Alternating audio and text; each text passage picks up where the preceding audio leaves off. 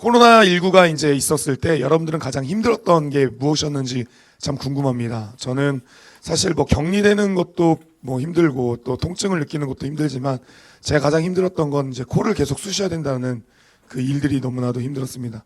근데 또 이제 계속 쑤시다 보니까 사실 이제 달인이 되더라고요. 그래서 안 나오면 괜히 섭섭하고 좀 더 쉬고 싶은데 그런 이제 경우들이 있었습니다.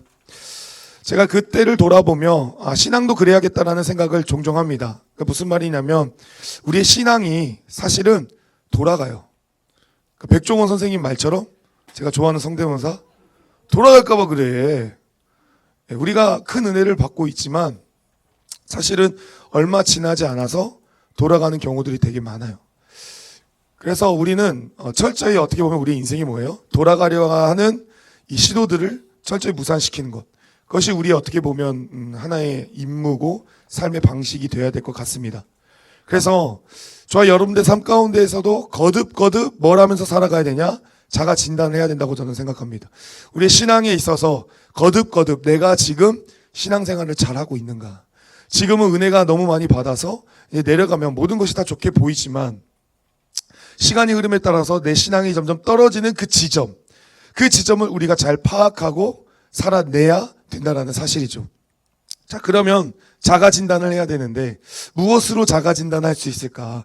내가 지금 신앙이 좀 많이 떨어져 있구나라는 생각을 해야 될 텐데 언제 그런 생각을 해야 되냐면 저는 부정이라는 단어를 쓰고 싶습니다. 그러니까 우리의 마음이 긍정의 마음이 넘치는 것이 아니라 부정적인 생각이 많아지는 그때 무엇인가 내 입술로 뱉어지는 모든 것들이 부정적인 말들이 많이 쏟아질 때 그때 내가 지금 다시 신앙을 점검해야 될 때구나라는 것을 살펴야 된다라는 사실입니다.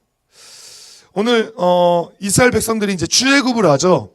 이제 출애굽을 하고 나서 그들의 신앙이 흔들립니다. 그러니까 먹을 것 앞에서 마시는 것 앞에서 또 뭐 자고 먹는 문제 앞에서 이제 시험이 들기 시작합니다. 그때 그들이 했던 말이 출애굽기 16장 3절인데 제가 읽어드릴게요. 이스라엘 자손이 그들에게 이르되 우리가 애굽 땅에서 고기가마 곁에 앉아 있었던 때에야 떡을 배불리 먹던 때에 여호와의 손에 쥐었더라면 좋았을 것을 너희가 이 광야로 우리를 인도해내어 이 온 회중이 줄여 죽게 하는도다. 말씀을 보시면 무엇이 느껴지십니까? 부정적인 말이 많이 느껴집니다. 그냥 이 광야에서 죽을 바에는 애굽에서 배 터지게 고기 먹고 사실 배 터지게 먹지도 못했습니다. 애굽에서 그냥 죽었으면 좋을 뻔했다. 그곳에서 그냥 떡 먹고 살던 그 시절에 그냥 죽었으면 훨씬 낫겠다라고 이스라엘이 이제 부정을 쏟아놓기 시작합니다.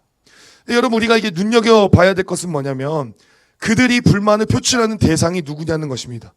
여러분 출애굽을 누가 시켰습니까? 하나님이 시켰습니다. 모세를 통해서. 그렇다면 그들이 원망해야 될 대상은 저는 하나님이라고 생각합니다. 하나님 왜 우리를 이게 여기로 내어놓으셨습니까? 이렇게 원망해야 된다고 생각하는데 그들이 원망하는 대상은 누구냐면 모세와 아론입니다. 물론 그들이 리더였기 때문에 부정을 쏟아놓을 수 있습니다. 그들에게. 그런데 중요한 사실은 지금 그들이 사람을 통해 쏟아놓는 부정의 진짜의 대상은 누굽니까? 하나님이다라는 사실입니다. 여기서 우리가 깨달아야 될 한 점이 있는데 단순히 우리가 부정적인 언어가 하나님을 향해 있지 않는다고 하여서 그것이 나쁘지는 안 나쁜 것이 아닙니다. 그러니까 무슨 말을 하고 있냐? 사실 여기 있는 사람들 중에 하나님에게 부정적인 말을 쏟아놓을 수 있는 담대한 사람은 별로 없습니다. 우리의 부정은 보통 옆에 있는 사람을 향할 때가 있다라는 사실입니다.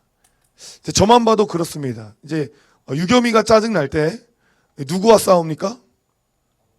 유겸이한테 짜증을 내야죠. 그렇지 않아요? 야, 이유겸, 너 씨. 근데 보통의 짜증은 누구에게 향합니까? 아내에게 향합니다. 아내와 저와 싸웁니다. 보통의 짜증은 누구한테 가야 됩니까? 아내한테만 가야 되는데 누구에게 짜증을 냅니까? 유겸이에게 짜증을 냅니다. 이런 경우들이 저만 있다라는 그 쓰레기 얼굴처럼 보지 마시고 당신들도 분명 그런 경우들 되게 많았을 거라고 생각합니다. 제가 학교 다닐 때 B형을 제일 싫어했습니다. B형. 왜냐하면 너무 죄송합니다. 일반화의 오류에 빠져서 제가 죄송한데 B형의 보편적인 친구들이 자기가 짜증나면 괜히 저한테 화를 냅니다. 저는 아무 죄도 없는데. 근데 보통 제 케이스가 다 B형이었어요. 공부 잘하고 B형. 그래서 제가 B형을 별로 그때부터 안 좋아했어요. 근데 이제 A형, 전 A형인데 좀 뭔가 바뀌어서 제가 짜증을 많이 내는 것 같기도 하고 혈액형의 문제는 아닌 것 같은데 어쨌든 부정적인 말들이 우리가 하나님을 향해 병들었을 때 사실 하나님에게 부정하기보다는 사람을 향해 날카롭고 비판적인 말들을 많이 할 때가 있다는 사실입니다. 우리가 지금 GBS를 배울 때 사과까지 배웠는데 이 누가복음 제가 거듭해서 말씀드렸던 사과의 핵심은 무엇입니까? 하나님의 사랑과 이웃의 사랑이 결코 다르게 있지 않다. 하나님을 사랑하는 사람은 이웃을 사랑할 수 있고 이웃을 사랑하지 못하는 사람은 하나님을 사랑하는 경우가 없다. 이것이 사과의 핵심의 내용입니다. 이런 말에 근거해 본다면 우리의 부정이 누군가를 향해 있다라고 한다면 그 부정함이 결국 하나님을 향해 있을 수 있다라는 사실입니다. 사랑하는 청년 여러분, 병든 신앙이 어디서 드러납니까? 예배에서 드러나지 않습니다. 기도에서 드러나지 않습니다. 큐티에서 드러나지 않습니다.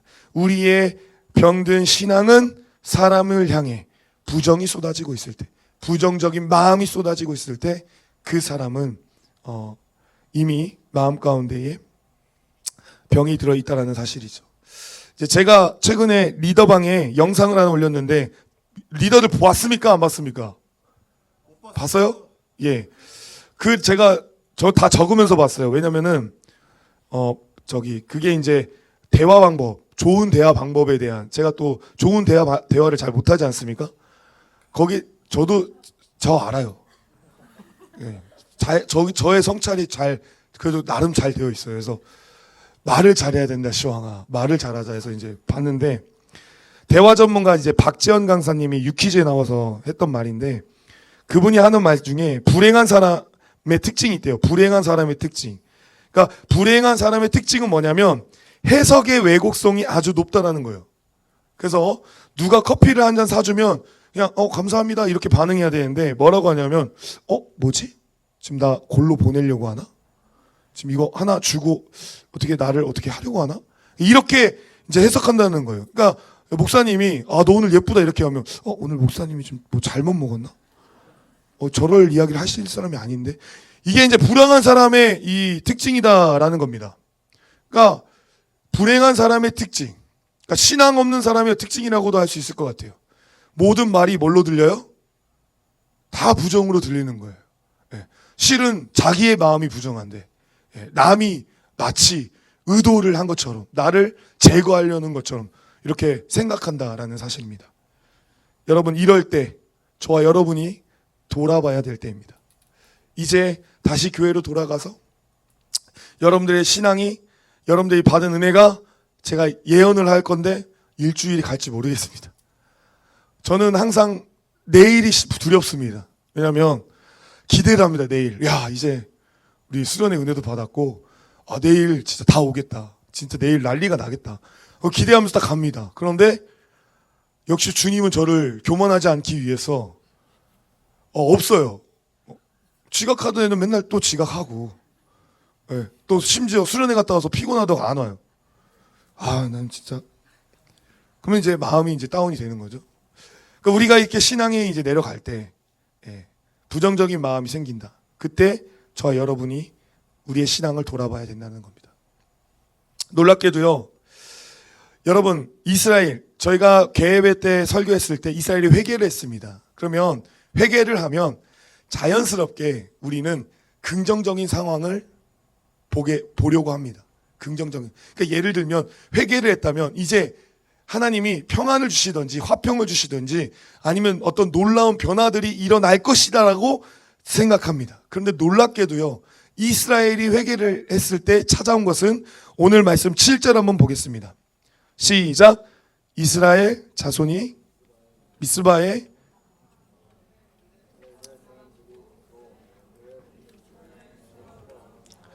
이스라엘 자손들이 듣고 블레셋 사람들을 두려워.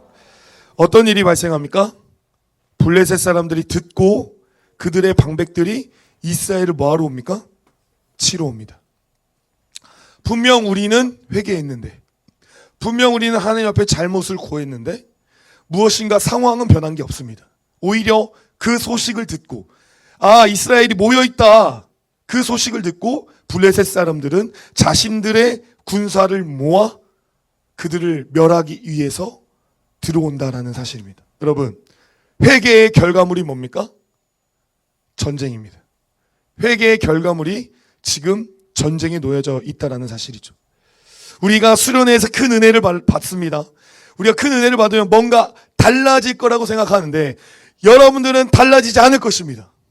분명 여러분들은 똑같이 아무 변하지 않는 삶의 일상을 받아들여야 될 것입니다. 특별히 전쟁은 실존의 문제입니다. 당장 먹고 사는 문제입니다. 죽느냐 사느냐의 문제입니다. 여러분들은 은혜를 받았지만 똑같이 세상 가운데 나아가면 전쟁과 같은 삶을 살아가게 될 것입니다. 먹고 사느냐의 문제에 또 직면할 것이고 또 그것 앞에 서게 될 것입니다. 이때 놀랍게도 이스라엘은 무엇을 선택합니까? 무엇을 선택합니까? 기도를 선택합니다. 기도. 여러분, 누가 바뀌었습니까? 블레셋이 바뀌었습니까? 상황이 바뀌었습니까? 아니면 누가 바뀌었습니까? 이스라엘이 바뀌었습니다.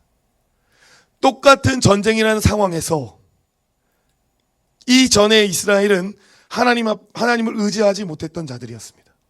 그러나 회개 앞에 놓인 그들은 어떻게 되었습니까? 하나님 앞에 간구할 수 있는 자들이 될 수 있었다는 사실입니다. 달라진 건 뭡니까? 상황이 아닙니다. 결국 달라진 건 뭡니까? 삶의 태도입니다. 저와 여러분도 마찬가지입니다. 제가 여러분들이 아마 상황에 매여 있는 사람들이라고 한다면 결국 믿음은 다시 뒤로 후퇴할 것입니다. 분명 부정적인 마음이 다시 스멀스멀 나올 것입니다. 그러나 여러분들이 내가 이 직면하고 있는 문제를 내 삶의 태도를 바꾸겠다고 작정한다면, 믿음으로 그물을 던지겠다라고 작정한다면 여러분들의 삶의 현장은 하나님이 살아계시는 놀라운 역사가 될 것입니다. 그런 생각합니다. 하나님 그냥 변화시켜셨다면, 회개했다면 좋은 상황 주시면 되지 않겠습니까? 그런데 여러분도 우리가 착각하면 안 되는 게 무엇입니까? 우리는 하나님을 믿는 이유가 하나님과 동행하며 사는 것이 목표입니다. 그게 목표지. 우리가 만사형통, 그러니까 만사형통의 뜻은 뭡니까? 아무 어려움이 없고 아무 힘듦이 없는 그 상태가 하나님이 원하시는 상태가 아니라, 성경이 말하는 만사형통은 뭡니까? It's okay는 뭡니까? 하나님과 어느 상황에서든 동행할 수 있는가? 그게 믿음이다라고 성경은 이야기하고 있고, 그 믿음으로 사는 자들은 결국 하나님이 주시는 놀라운 생명과 기쁨을 누리며 살아간다라는 사실입니다. 세상 사람들과 우리가 차이가 이것입니다. 야, 너 예수 믿어봤자 뭐 달라지는 거 있어? 없죠? 그죠? 달라지는 거 있어요? 우리 20살 친구들 좋은 대학 더 잘 가던가요? 그러면 서울대는 다 기독교인이 가 있어야지. 그쵸? 근데 그렇지 않다는 겁니다. 하나님이 원하셨던 것은, 물론 우리가 좋은 대학 가기를 원하시고 좋은 직장 가기 원하시는 것 물론 당연하다고 생각합니다. 그러나 그것보다 더 원하시는 것은 무엇입니까? 우리 삶의 현장에서 믿음으로 반응하고 하나님과 동행하며 살아가는 그것을 하나님이 더 원하신다는 것입니다. 그리고 저는 확신합니다. 우리가 이렇게 살아갈 때에 우리의 삶에 큰 능력이 있다는 사실입니다. 우리가 이렇게 살아갈 때 여러분들이 그동안 했던 그 고민들이 싹 사라질 거라는 사실입니다. 우리가 이렇게 살아갈 때 여러분들이 그동안 힘들었던 그것이 힘들지 않게 여기는 역사가 일어나기 시작한다라는 사실입니다. 때론 하나님이 짓궂게 느껴집니다. 하나님 깔쌈하게 그냥 좋은 상황 주세요. 가끔 그렇게 저는 생각합니다. 주님 그냥 목에 좀 이렇게 철갑을 좀 주셔서 목이 안 쉬게 도와주십시오. 그런 여러분, 제가 막말로 얘기해서 지금 목을 가지고 찬양을 하지 제가 가요를 부르진 않지 않습니까? 제가 가요 부르는 거 보셨습니까? 제 노래방 안 간 지가 한참 됐습니다. 노래방이 어떻게 생겼는지도 모르고 저번에는 우리 청년들이랑 PC방 가는데 PC방 시스템이 너무 많이 바뀌어가지고 놀라가지고 혹시 저랑 롤 한 판 하실 분은 연락 주십시오. 예. 예. 저희 아내가 허락해 줄 거라고 지금 예. 네, 어이없다는 표정으로. 예. 제가 찬양을 위해 제 목을 씁니다. 그러면 저는 그런 생각합니다. 하나님, 제가 하나님 찬양 위해서 회중을 향해서 찬양 위해서 목을 쓰는데 왜 제 목을 이렇게 약하게 연약하게 그리고 이렇게 만드셨을까요? 이런 고민들을 합니다. 그런데 거듭 이야기하지만 우리가 이런 어려움이 있을 때 누구를 경험하게 됩니까? 하나님을 경험하게 된다는 사실입니다. 그러니까 하나님의 살아계심이 언제 증명이 되는 것입니까? 우리가 어려움에 빠져 있을 때 힘든 것을 직면했을 그때 우리의 결단이 있고 그 하나님 앞에 맛볼 수 있게 된다는 거죠. 베드로가 밤새 그물을 던집니다. 밤새 그물을 던집니다. 밤새 그물을 던진데 물고기를 한 마디도 잡지 못합니다. 그런데 예수님이 거기 찾아오셔가지고 야, 너 물고기 못 잡았지? 이 그물 던져, 여기다가 던져, 이렇게 이야기를 합니다. 근데 그물을 놀랍게도 베드로는 던집니다. 그러자 그 자리에서 무슨 일이 일어납니까? 고기를 가득 잡는 역사가 일어났다는 사실입니다. 아니 처음부터 그냥 고기 주시지 왜 고기를 못 잡게 하셔서 그런 일들을 하셨을까? 근데 중요한 건 뭡니까? 그 상황을 통해서 베드로는 예수 그리스도가 예수님이 구원자이신 것을 알게 되었다는 사실입니다. 그게 증명이 되었다는 것이죠. 저와 여러분이 수련의 은혜를 받고 내려갔을 때 전혀 아무것도 변하지 않는 그 상황, 하나님은 오히려 그 극한으로 더 인도해 가실 것입니다. 왜냐하면 이제 여러분들의 삶에 하나님이 나타나고 싶으시기 때문입니다. 그때 여러분들 어떻게 하시겠습니까? 믿음으로 어떻게 하시겠습니까? 결단하는 저와 여러분이 될 수 있기를 간절히 소망합니다. 그 믿음으로 결단할 때 우리의 삶 가운데 항상 있어야 되는 것은 바로 기도입니다. 이제 기도하십시오. 매 순간을 하나님과 호흡하십시오. 매 순간을 하나님 앞에 나아가시기를 간절히 소망합니다. 우리 8절 한번 같이 보겠습니다. 8절 같이 한번 읽어보겠습니다. 시작. 자손이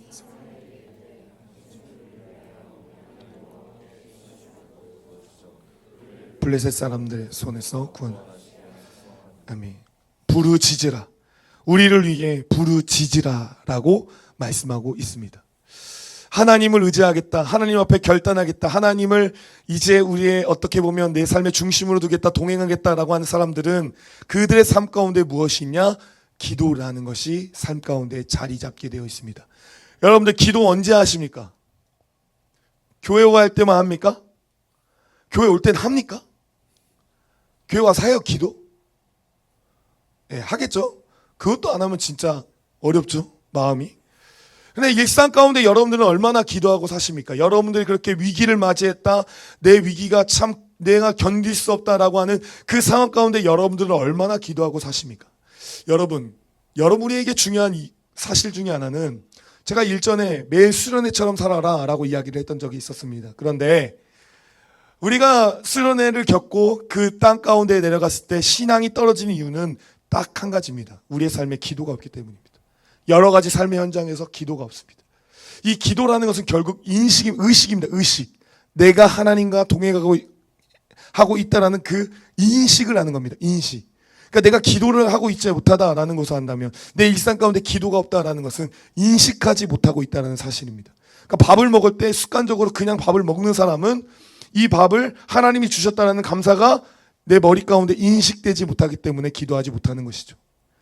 우리가 하나님을 인식하지 못할 때 우리의 삶 가운데 기도가 사라진다는 사실입니다. 저는 여러분들에게 많은 것을 바라지 않습니다. 예, 많은 것을 바라지 않아서 여러분 부탁드리겠습니다. 수성집에 나오십시오. 예, 수요 성령 집회에 우리 청년들이 80%가 이끄는 수요 성령 집회를 저는 꿈꿉니다. 제가 찬양 인도를 해서가 아니라 2달 동안 거의 못할 것 같고, 예, 여러분들 그때 아니면 언제 기도하겠습니까? 여러분들 삶 가운데 기도 물론 해야 되죠. 그러나 의지적으로 우리가 함께하는 예배 가운데 기도하며 나아가야 되죠. 그런가 하면 한 달에 한 번 금요 기도회가 있습니다. 그 한 달에 한 번 있는 금요 기도회도 못 나온다. 함께 기도하는 자리에 나오지 못한다. 그럼 여러분들은 제가 확실하게 이야기하겠습니다. 신앙이 다 떨어져 가지고 이제 정처 없이 헤매고 또 아프고 또 힘들고 어렵고 그런 상황에 직면하게 될 것이죠. 특별히 이번에는 이제 연장전이 준비되었어요. 연장전. 예, 수련의 연장전. 그래서 21일 금요일 날 저희 청년부 기도회가 있습니다. 자, 그런데 어디서 하냐? 홍대에서 합니다. 홍대. 예. 어디서 한다고요? 예, 홍대에서. 올 거예요? 홍대에서 하면? 왜 홍대가 더 좋아하지, 홍대를? 그래서 홍대에서 금요 기도회가 있습니다. 어떻게 홍대에서 하지라고 이렇게 표정들을 다 이렇게 하고 있는데. 어쨌든 그런 금요 기도회나 연장전이나 기도할 수 있는 자리라면 여러분들 의지적으로 나아가십시오. 그때 우리의 삶 가운데 습관적인 기도가 형성이 되면서 하나님을 향해 더욱더 담대히 나아가는 자리가 될 수 있다는 사실입니다. 기도하는 저와 여러분이 될 수 있기를 간절히 소망합니다. 결국 이스라엘은 승리를 맛보죠. 승리합니다. 여러분, 우리에게 결국은 승리가 주어질 줄로 믿습니다. 여러분들의 분명한 것은, 여러분들의 어려움은 하나님이 여러분들의 삶에 살아계심을 증명하기 위한 순간들이고, 그것에서 분명히 승리할 것이고 그것에서 분명히 이겨낼 것입니다. 왜냐? 하나님이 살아계심을 분명 나타낼 것이기 때문입니다. 성경은 이야기합니다. 요한복음 16장 33절에 이것을 너에게 이르는 것은 너희로 내 안에서 평안을 누리게 하려 함이라. 평안을 누리게 한대요. 그러면서 하는 말이 세상에서는 너희가 환난을 당하나 담대하라 내가 세상을 이겼노라. 예수 그리스도께서 뭐라고 이 말씀하십니까? 시왕아 세상 양을 향해 담대해. 왜? 내가 이미 승리했다. 그 승리가 너희에게도 있을 것이다. 사랑하는 청년 여러분, 우리는 하나님의 자녀입니다. 믿으십니까? 그 하나님의 자녀를 하나님은 결코 버리시지 않습니다. 아무리 힘들고 어렵다 할지라도 하나님은 우리를 끝까지 붙잡아 주십니다. 그 붙잡아 주시는 주님 앞에 매일매일 기도하며 포기하지 않으며 무릎 꿇으며 날마다 살아가는 저와 여러분이 될 수 있기를 간절히 소망합니다.